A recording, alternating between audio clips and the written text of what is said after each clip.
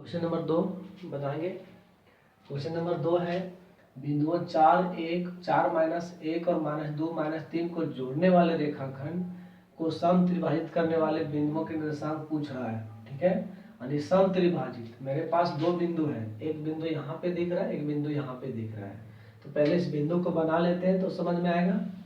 देखिए एक बिंदु यहाँ पे आपको मान लेते हैं ए दिया हुआ है और एक बिंदु यहाँ पे मान लेते हैं बी दिया हुआ है। ठीक है, इसका निर्देशांक भी आपके पास है 4 और -1। ठीक है, इसका निर्देशांक दिया हुआ है -2 और -3। ठीक है, अब बोल रहा है ये दोनों बिंदुओं को सम त्रिभाजित करने वाले हैं, यानी ये जो रेखाखंड है ना, इसको 3 बराबर भाग में बांट रहे हैं। उस बिंदु का निर्देशांक पूछ रहा है। तो मान लेते हैं एक बिंदु यहाँ पे है और एक बिंदु यहाँ पे है। ठीक है, तो इसको 3 भाग में बांट रहा है, 1 2 3। तो इस बिंदु का नाम मान लेते हैं P है और इस बिंदु का मान लेते हैं Q है। तो इन दोनों का निर्देशांक पूछ रहा है।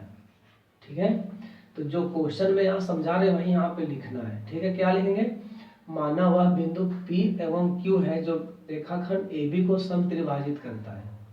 ठीक है, अब देखिए यहाँ पे सम त्रिभाजित कर रहा है, इसका मतलब ये कितने भाग में बांट दिया है? 1 1 1। जब हम निकालेंगे ना P का निर्देशांक तो ये हो जाएगा 1 और ये दोनों हो जाएगा 2। ठीक है, तो यहाँ पे हम इस तरह से इसको यूज करेंगे, यानी M1 जब हम निकालेंगे यहाँ से इस बिंदु का निर्देशांक निकालेंगे P का। जब P का निर्देशांक निकालेंगे तो M1 मेरा कितना हो जाएगा? M1 बराबर हो जाएगा 1 और M2 बराबर मेरा हो जाएगा 1 और 1 2। लेकिन जब Q का निर्देशांक निकालेंगे तो मेरा जो M1 हो जाएगा 1 और 1 2 और M2 हो जाएगा मेरा 1। ठीक है, क्योंकि Q का निकालेंगे तो यहाँ से यहाँ की दूरी 1 और 1 2 हो जाएगा। ठीक है, इतना समझ में आ गया। अब यहाँ बनाते हैं तो हम डायरेक्ट भी बना सकते हैं। ठीक है, तो लिख देते हैं, मान लिया या माना वह बिंदु P एवं Q है जो रेखाखंड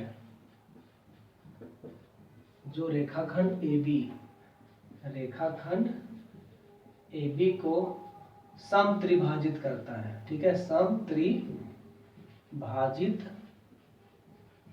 करता है। ठीक है, अब हमको निकालना किसका निर्देशांक? P का निर्देशांक निकालना है। ठीक है, इसलिए P के निर्देशांक P के निर्देशांक क्या हो जाएगा आपका? ठीक है, विभाजन सूत्र का हम प्रयोग करेंगे। ठीक है, तो P का निर्देशांक क्या हो जाएगा आपका? हो जाएगा M1x2 प्लस M2x1 बटा क्या हो जाएगा? M1 plus M2। ठीक है, ये फॉर्मूला हो गया x के लिए। और y के लिए निकालेंगे क्या लिखेंगे? M1y2 प्लस क्या लिखेंगे? M2 और y1 बटा में लिखेंगे M1 प्लस M2। ठीक है, ये फॉर्मूला आप चाहो एग्जाम में लिखो या ना लिखो, आपको बैठाना है। ठीक है, अब P का निर्देशांक कितना हो जाएगा? M1 मेरे पास कितना है? जब हम P का निकाल रहे हैं ना, M1 मेरा 1 है, लिखेंगे 1 गुने x2 कितना है? ये आपका x1 है। ठीक है, ये आपका क्या है? A से x1 होगा और हो जाएगा ये आपका x2, ये हो जाएगा आपका y1, ये हो जाएगा आपका y2। ये आपका चेंज नहीं होने वाला है। ठीक है, तो x2 कितना है? -2 प्लस M2 मेरे पास 2 है और x1 कितना है? 4। ठीक है, बट्टा में लिख देंगे M1 प्लस M2 यानी कि 1 प्लस 2। फिर से यहाँ कॉमा दे दीजिए। M1 मेरे पास कितना है?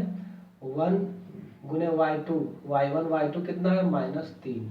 ठीक है, प्लस M2 कितना हो गया? 2 गुने y1 कितना है? -1। ठीक है, बटा क्या हो जाएगा? 1 प्लस 2। ठीक है, अब इसको हल करेंगे तो P के निर्देशांक आ जाएगा। इससे आएगा x का निर्देशांक यानी भुज, इससे आएगा कोटि। तो यहाँ कितना हो जाएगा? -2 प्लस कितना हो जाएगा? 2 चक 8 बटा हो जाएगा 3। ठीक है, फिर से कॉमा देंगे, कितना हो जाएगा? -3 और -2 बटा हो जाएगा 3। तो जब इसको हल करेंगे तो कितना आ जाएगा इसका निर्देशांक? 2 और 8, 2 में से -2 में +8 जोड़ेंगे तो कितना बचेगा? 8 यानी कि 6 बचेगा। 6 बटा 3 यहाँ कितना बचेगा -5/3। तो इसका निर्देशांक कितना आ जाएगा 3 दूना 6, 2 तिया 6 यानी 2 कॉमा हो जाएगा 5/3। ठीक है, इस तरह से लाएंगे। m1 y2 था, ठीक है, m1 मेरे पास 1 था और y2 कितना था -3। उसके बाद m2 y1, तो m2 मेरे पास कितना था, m2 था 2 और y1 कितना था -1, तो -2 और -3 हो गया -5/3 हो गया p के निर्देशांक। ठीक है, अब इसी में आगे q का निर्देशांक निकालेंगे। ठीक है, q का निर्देशांक निकाल लेते हैं। ठीक है, यहाँ पे निकाल लेते हैं q का निर्देशांक। ठीक है, तो q का निर्देशांक निकालेंगे। ठीक है, q के निर्देशांक। अब नेक्स्ट स्टेप में हमको फॉर्मूला लिखना नहीं है। ठीक है, बराबर क्या हो जाएगा, यहाँ से देख के लिख सकते हैं m1 x2, लेकिन आपका m1 m2 देखिए यहाँ पे चेंज हुआ है, बाकी x1 x2 नहीं चेंज होगा। ठीक है, तो क्या लिखेंगे m1 मेरे पास कितना है 2 हो गया। ठीक है, 2 और x2 कितना हो जाएगा x1 x2 यहाँ पे हो जाएगा -2। ठीक है, m1 x2 प्लस क्या हो जाएगा m2 x1, x2 आपके पास 1 है और x1 कितना हो जाएगा 4। ठीक है, बटा क्या हो जाएगा m1 प्लस m2, ये तो टोटल हम 3 लिख सकते हैं डायरेक्ट क्योंकि ये चेंज होगा नहीं। ठीक है, उसके बाद यहाँ पे क्या हो जाएगा m1 y1। ठीक है, यहाँ पे लिख रहे थे क्या हम m1 x2 लिख रहे थे, m1 आपके पास कितना है 2 और x2, m1 के बाद x2 था ना, x2 आपके पास कितना है -2। ठीक है, प्लस में m2 1 है और x1 कितना है 4। ठीक है, अब कॉमा लिखेंगे, क्या लिखेंगे m1 और y का आएगा, x का निर्देशांक आ रहा है y का आएगा। ठीक है, यानी कि भुज आएगा, यहाँ से कोटि आएगा, तो m1 फिर से लिखेंगे 2 गुने y2 y1 और y2 आपके पास -3 है। ठीक है, ध्यान से रखना है। उसके बाद प्लस में लिखेंगे m2 y1, m2 1 है और y1 कितना है -1 है। ठीक है, बटन में फिर से लिखेंगे हम 3 और यहाँ से आराम से निकल जाएगा।